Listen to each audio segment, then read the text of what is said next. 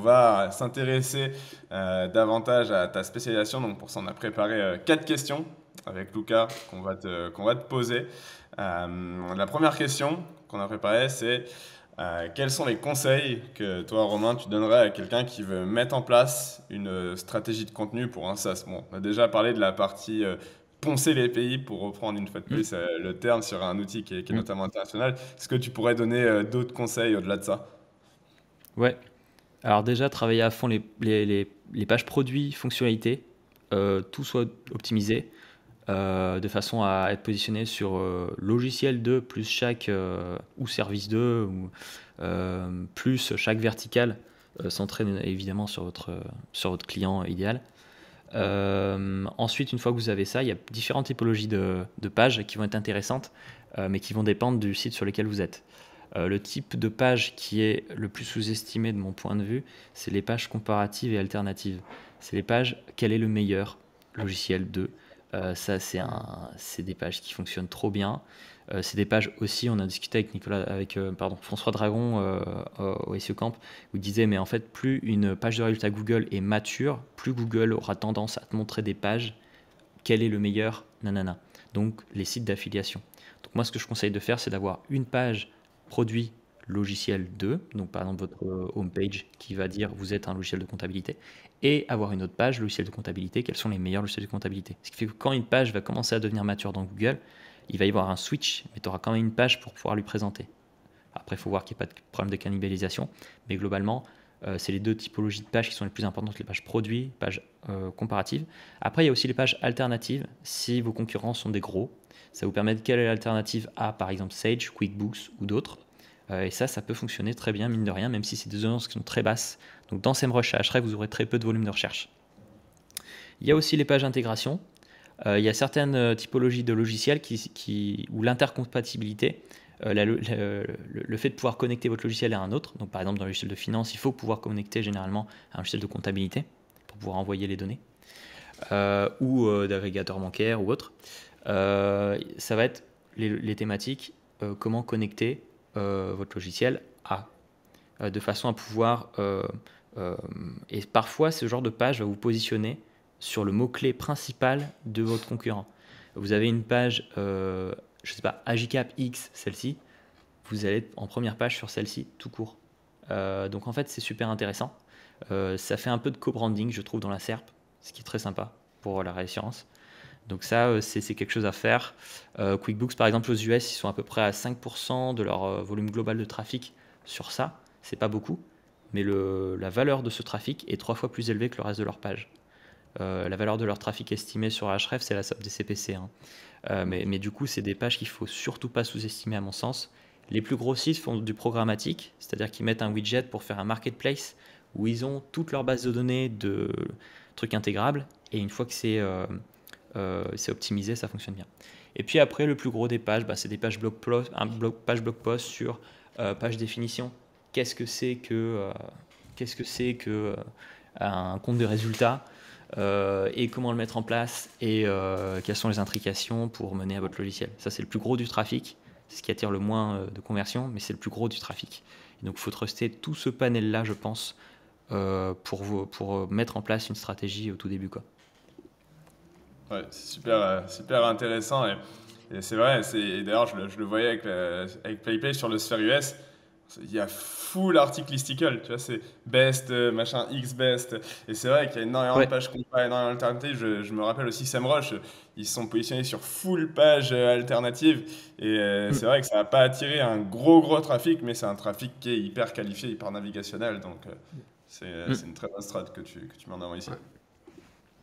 Et d'ailleurs, notamment en France, tu vois, même les pages alternatives comme ça, souvent quand tu as un gros concurrent US qui parfois peut-être n'a pas traduit son site, ou enfin c'est des trucs tout cons parfois, en fait tu te rends compte que même si les outils de recherche ne te donnent pas beaucoup d'infos, bah, les Mm. gens cherchent alternative Mm. à tel outil. Moi je sais que dans une boîte où un client, tu vois, il y avait un gros concurrent, c'était Heroku, donc qui est un truc d'hébergement web.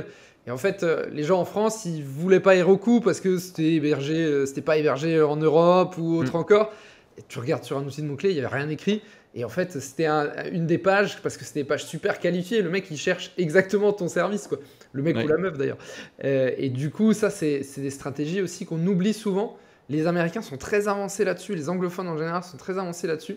Et en SEO, on oublie un peu ça en France. On n'a pas encore l'habitude de faire ces pages-là. Alors que parce que ça c'est sort ultra d'Ahrefs et qualifié. SEMrush, tu vois. Comment? Parce que c'est des tout petits mots-clés qui sont pas dans les bases de données, donc les gens vont pas l'attaquer, alors qu'en vrai, c'est super intéressant.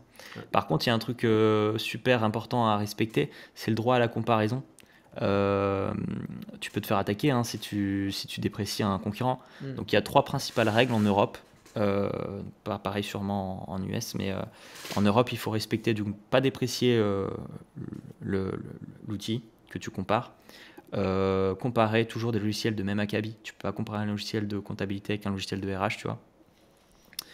Et le dernier, c'est d'avoir des informations qui sont fraîches. Et ça, c'est le plus difficile à faire respecter. Parce que du coup, nous, on est obligé de restreindre le nombre de pages sur lesquelles on a. Parce qu'il faut retourner sur des pages sur lesquelles, en fait, tout simplement, quand tu compares un produit, tu évoques le produit de ton concurrent pour dire ce qui est bien et ce qui est pas bien. D'ailleurs, il faut vraiment être à 100% transparent sur ce qui est bien et pas bien. Il ne faut pas juste indiquer ce qui est pas bien. Et ben, il faut que cette information elle soit fraîche, sinon tu peux tu peux te prendre un courrier. On n'en a jamais eu, nous, parce qu'on est toujours très clean. Et aussi parce qu'on est limité à 50 pages à peu près comparatives pour pas avoir trop de maintenabilité. Mais globalement, c'est le genre de choses à respecter qu'il ne faut pas oublier. Très bon point. Et du coup, aujourd'hui, tu vois, dans ta stratégie de contenu, dans tes stratégies SEO, c'est quoi la place de l'intelligence artificielle? À quel point tu l'utilises? Ouais, nous c'est spécifique parce que moi je veux pas que mes rédacteurs l'utilisent. On dit voilà, tout simplement parce qu'en fait, dans le domaine de la finance, on a très peu de. Les modèles ils sont très peu entraînés sur des bons corpus parce qu'il y a très peu d'informations en ligne, mine de rien, ou d'informations pertinentes. Et qu'en plus de ça, nous on a une ligne éditoriale qui est centrée sur, on va dire, du milieu de marché avec des directeurs financiers, etc.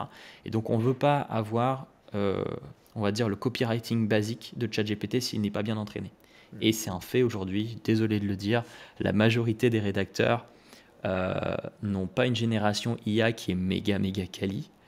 Et donc moi ce que je veux c'est que mes rédacteurs ils aient pas plus de 30% de génération. Parce que pour moi par exemple sur les FAQ, tu peux très bien en générer, en vrai c'est de l'informationnel, t'as pas besoin d'un énorme copywriting. En revanche sur des blog posts complets, je veux que le début, la fin de l'article soit toujours rédigé à la main, avoir avec un vrai copywriting, une vraie qualité, mettre des insights experts, des informations marché.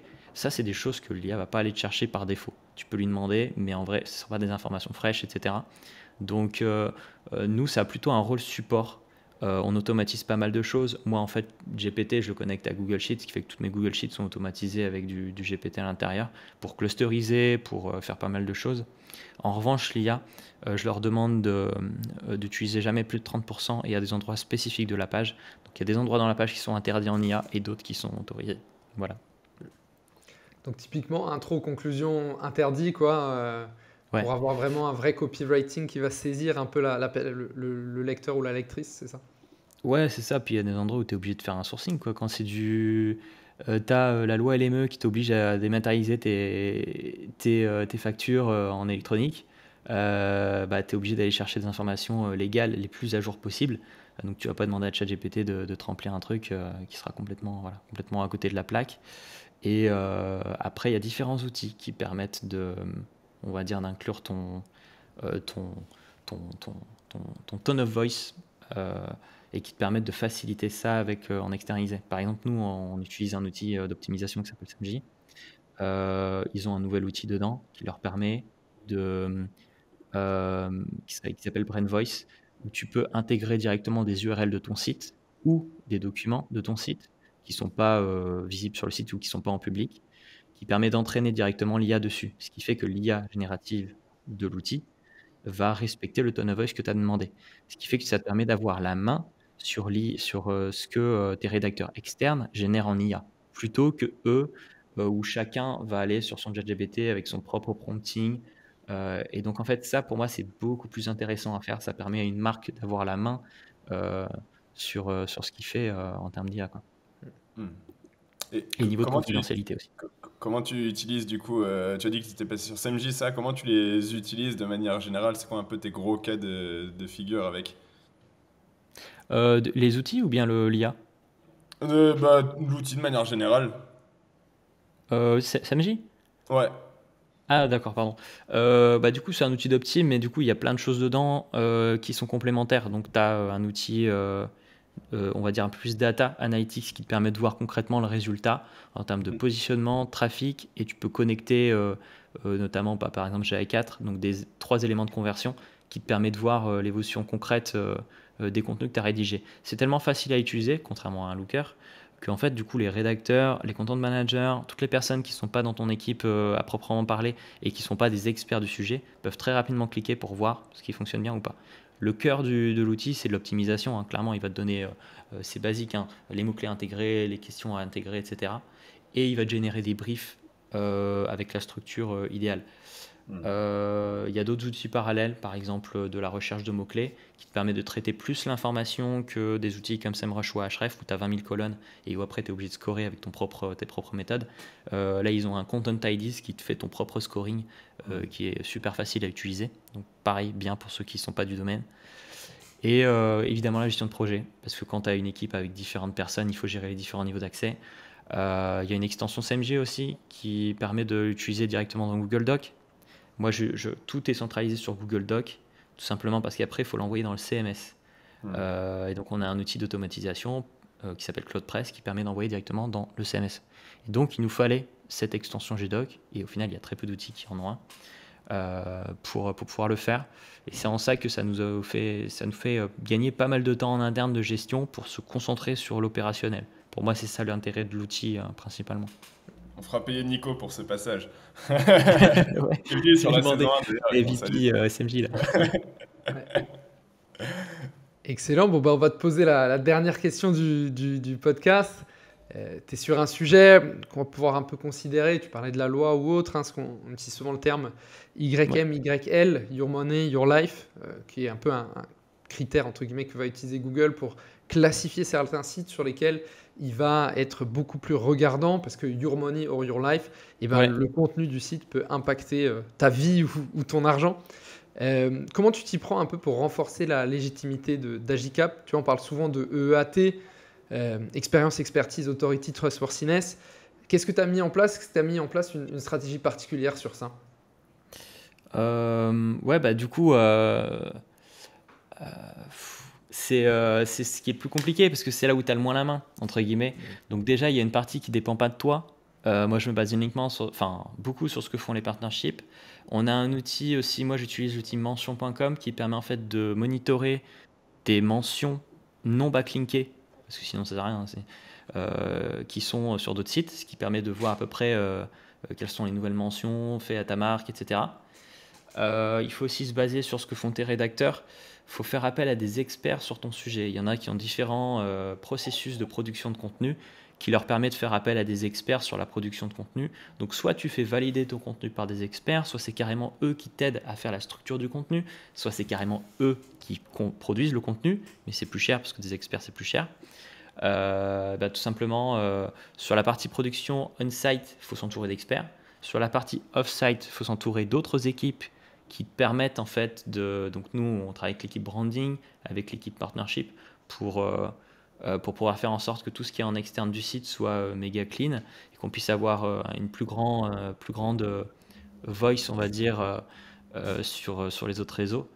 On a mis en place aussi on a sorti une page Wikipédia, ce genre de choses. C'est débile, hein, mais c'est ce genre d'input qui font qu'indirectement, on essaie de renforcer ces critères-là. Même si voilà, c'est d'autres leviers en soi. Et puis après, on a aussi mené une stratégie un peu plus brand awareness sur YouTube.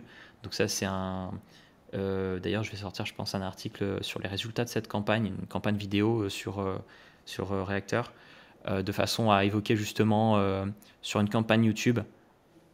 Si vous êtes à 100%, genre comme nous, lead gen, ROI, nous on a fait une campagne à part où on a sorti une 50aine de vidéos YouTube pour faire de la réassurance et pour faire de la brand awareness. Donc en fait, pour moi, c'est tous ces critères-là en dehors du SERP qui te permettent d'avoir un vrai EAT et puis faire en sorte que la notoriété de ta marque, elle soit visible sur le web, parce que mine de rien, il y a des marques parfois qui sont super connues, qui font des grosses levées de fonds, qui sont citées dans plein de médias, mais qui font rien d'autre sur le web. Donc c'est un peu dommage et on ne met pas à contribution voilà. Mais ça ne dépend pas à 100% du SEO en soi, je pense. Ouais, en tout cas, une stratégie multicanal, c'est un des points qui vous permet un peu de devenir aussi une marque à l'échelle du web derrière, quoi. Ouais, et franchement, le multicanal, tout le monde va attaquer des trucs différents. Par exemple, là, il y en a certains qui font, par exemple, qui travaillent leur réseau d'affiliation, un programme d'affiliation. C'est une vraie question. Est-ce que tu vas être dans les catalogues G2, Captera, EMR en Allemagne, etc. Sachant qu'en SEO, ça reste un risque parce que tu construis tes propres concurrents en SERP, clairement. Donc moi, je préfère attirer les leads sur mes pages plutôt que de payer une commission pour quelqu'un d'autre pour le faire. Donc c'est une vraie question, mais d'un autre côté, au niveau global inbound, c'est intéressant. Et quand tu es premier dans G2, on l'est, franchement, ça t'attire. C'est pas que de la lead gen, c'est de la réassurance et pas mal de choses. Mais ouais, sujet intéressant. Super intéressant. Merci Romain, tu viens de finir ce position 0. Bravo à toi. C'était top de te recevoir. Et bon, ce ne sera pas fini parce qu'il reste bien évidemment un contenu. Et ça, comme je l'ai dit tout à l'heure, c'est en asynchrone. Romain auditera un site en direct pour bénéficier de tous ces conseils concrets. J'ai adoré l'épisode. Je pense que toi aussi, Lucas. C'était un plaisir de t'avoir. En plus, on devait t'avoir de base sur la saison 1, comme on a dit, parce que la saison 1 était plus portée head of SEO. C'est un peu ce que t'es toi aujourd'hui. Je crois que tu es le seul de cette saison 3, du coup, en head of SEO, sauf si je me trompe. Donc, merci pour tous ces insights. C'est vraiment top. Je te laisse le mot de la fin si tu as quelque chose à dire. Merci à vous, c'était super cool, franchement. C'est passé super rapidement, mine de rien, il y a pas mal de sujets. Donc franchement, ceux qui nous écoutent, n'hésitez pas à venir me contacter. S'il y a des sujets qui sont connexes, je serais super ravi d'échanger one-to-one, de faire échange de bons procédés, de pouvoir communiquer sur ça, parce que mine de rien, SaaS B2B, c'est quand même assez sous-estimé et sous-évoqué dans le domaine. Et c'est un secteur qui est énormément croissant, le market size, il évolue d'année en année. Donc franchement, merci de m'avoir invité, c'était trop cool et voilà. Merci à tous et à très vite. Ciao, ciao. Salut. Ciao.